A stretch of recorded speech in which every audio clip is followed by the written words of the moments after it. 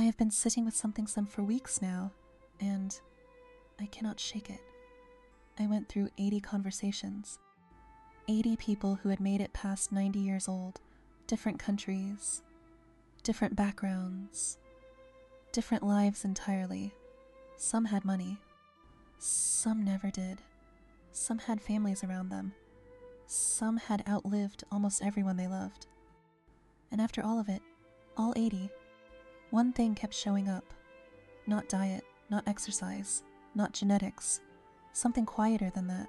Something most of us are doing the opposite of right now without realizing it. I will get to what it was. But before I do, I need to tell you something I found at the very end of this research that completely stopped me. Something I have been trying to figure out how to say ever since. Stay with me. Here's what I think is happening for a lot of people watching this. You are moving fast. The calendar is full.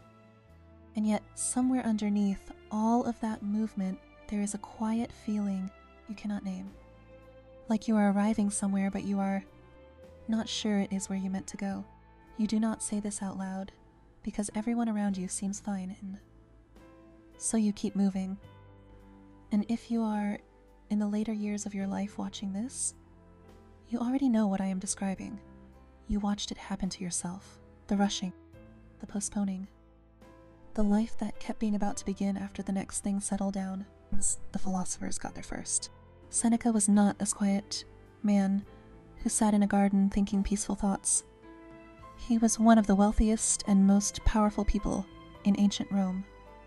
He had everything anyone in his time could want. And he spent the last years of his life writing letters to his friend Lucilius that were essentially one long confession. The confession was this: he had wasted enormous amounts of time. Not through laziness, through busyness, through the kind of constant motion that feels productive, but is actually a way of avoiding the question of what the motion is for. He wrote, and this is the line I keep coming back to, "It is not that we have a short time to live, but that we waste much of it. Life is long enough if the whole of it is well invested." He wrote that at around 65. He had maybe 4 or 5 years left, and his verdict on his own life was, "I was not quite present for most of it." What strikes me every time I read that is not the philosophy. It is the honesty. This is a man who by any measure had succeeded, and still. But Seneca was working from theory. He was a philosopher making an argument.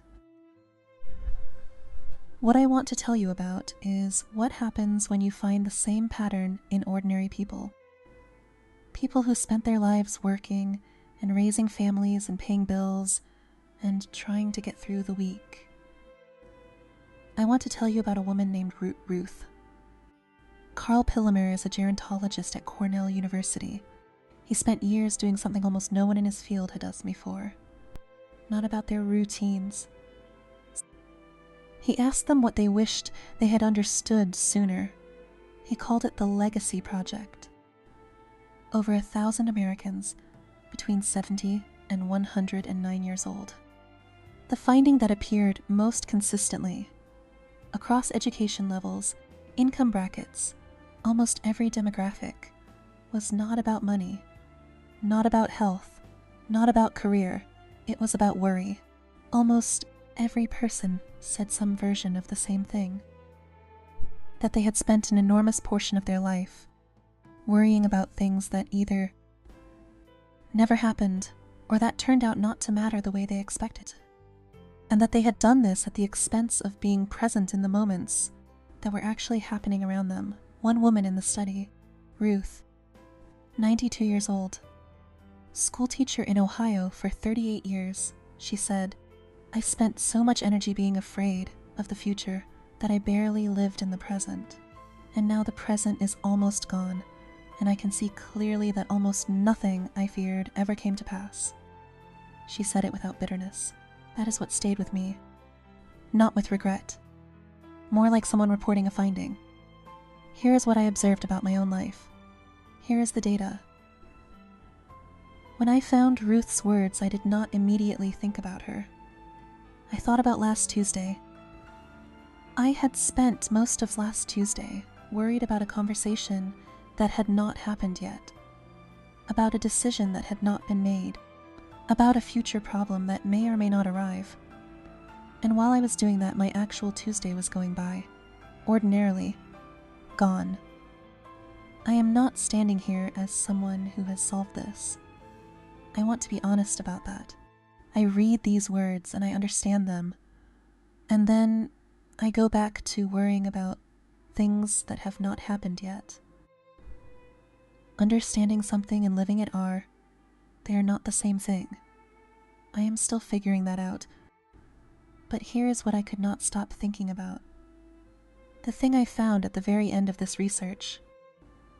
The thing I almost left out because it felt too simple. When Pillamere finished the Legacy Project, he asked each person one final question. If you could send one sentence back to your younger self, not advice exactly, just one true thing, what would it be? One phrase appeared more than any other. Most of it was fine.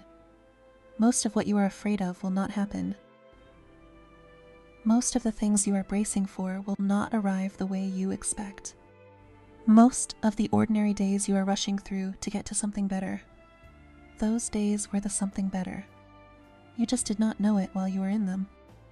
That is the thing I was not prepared for.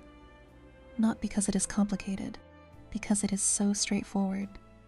The ordinary Tuesday you spent worrying about the future was the life. Not the destination, not the arrival, the Tuesday. What the research consistently shows is that the quality of a life is not measured in its extraordinary moments. It is measured in the ordinary ones that were actually inhabited. What people who lived past 90 almost universally reported is that the worry was almost never worth the cost. And that the present moment they were rushing through was almost always more valuable than the future they were rushing toward. And what Seneca understood 2,000 years ago, and Ruth confirmed from Ohio at 92, is this: the life you are waiting to begin is already happening. The only question is whether you are in it. Next time I want to share something I found that I have been sitting with even longer than this. Not about regret, about something stranger. The particular ache of feeling invisible while still standing in the middle of your own life. I think you will recognize it immediately. Before you go, what is one thing someone older than you said that you did not understand at the time, but understand now? Leave it below. A real moment. A real sentence.